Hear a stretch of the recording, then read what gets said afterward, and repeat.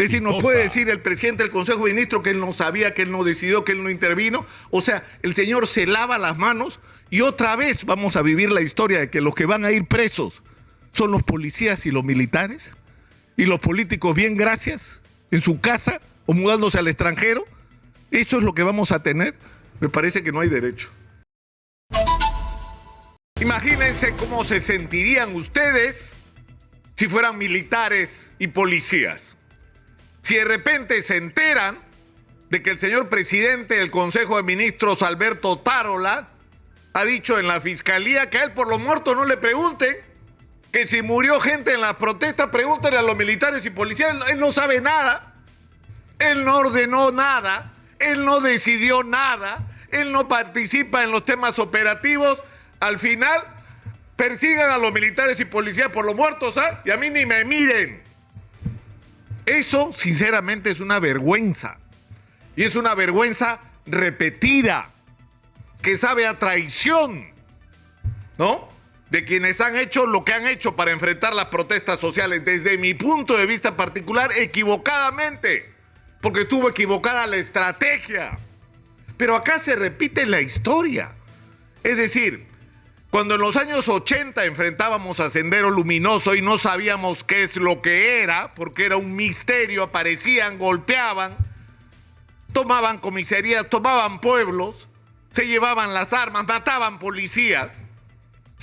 Bueno, primero dijeron que eran abigeos, porque ni siquiera entendían lo que tenían al frente.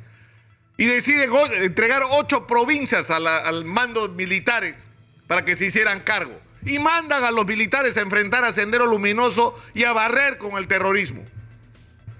Sin estrategia, sin ideas, sin un diagnóstico, sin una política clara, sin comprender siquiera qué era lo que se tenía al frente.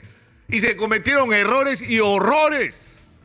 Porque la mayor parte de los muertos que murieron como producto, según los organismos de derechos humanos, de gravísimas violaciones del derecho a la vida fue durante el gobierno de Fernando Belaúnde, el gobierno de 1980 a 1985.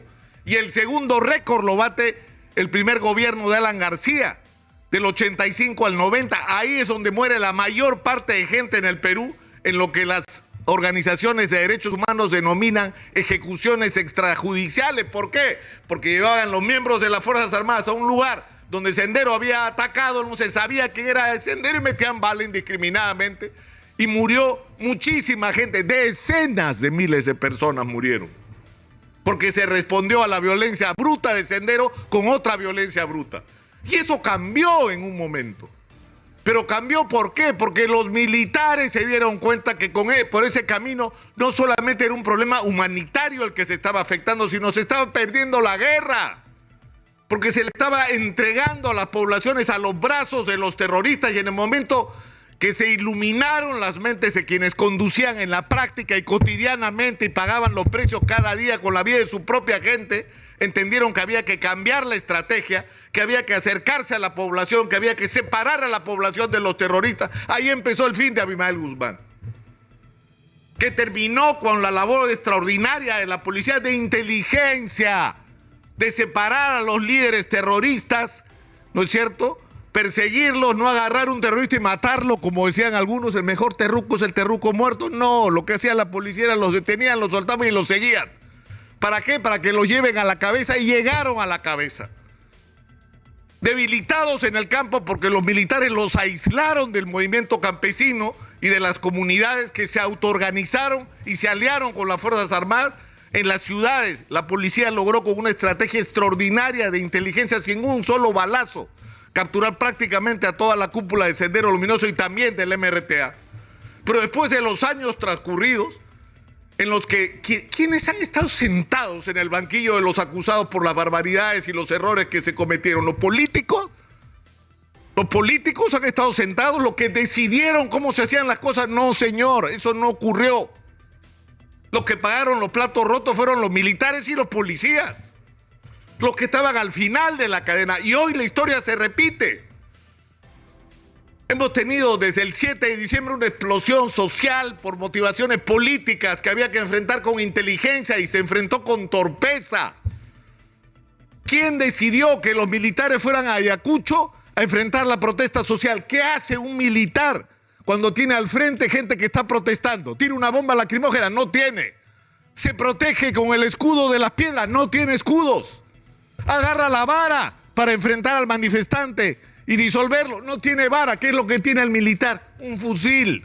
¿Y qué es lo que hace el militar cuando se ve atacado por una masa de manifestantes? ¡Dispara! Y lo advertimos. Si ponen a los militares a enfrentar la protesta social, va a morir gente, y murió gente.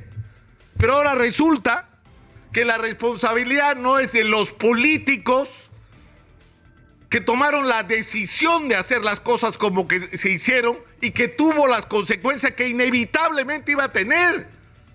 La estrategia decidida por la señora Dina Boluarte y el señor Alberto Tarola, que ha sido clave en todo este proceso, ha tenido estas consecuencias inevitables. Porque eso era el fin, de todos modos, por la manera como habían decidido las cosas. Y lo mismo en Puno. La decisión de proteger el aeropuerto, así cueste vida. 17 personas. 17 personas han muerto en Juliaca y no terminamos de tomar conciencia de lo grave que es esta cifra y del dolor y de la zanja y de la herida que ha abierto con los puneños en relación al resto del Perú. Y las cosas pudieron ser de otra manera, pero ¿quién decidió que se hicieran las cosas como se hicieron? ¿Los militares y policías que tenían que enfrentar a la gente enardecida?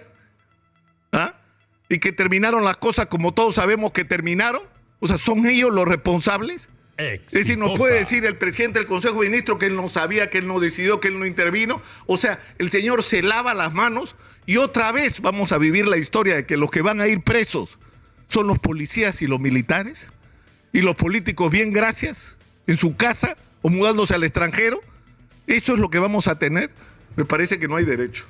Sinceramente no hay derecho. Y yo entiendo si los militares y los policías hoy están muy molestos e indignados por este tipo de actitudes, y me parece absolutamente justificado porque esto sabe a traición.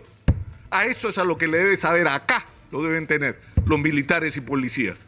Porque los responsables, es decir, ¿cuándo vamos a tener políticos que nos digan, tomamos la decisión de intervenir, sabíamos que iba a morir gente, murió gente, asumo la responsabilidad? ¿Por qué no son capaces de tener el coraje de asumir la responsabilidad y las consecuencias de sus actos y de sus decisiones? ¿Por qué? Porque esa es la clase política que tenemos, señores. ¿Ah? Esa es la clase política que tenemos. Soy Nicolás Lucar, estamos en Exitosa, la voz que integra al Perú. Hablemos claro.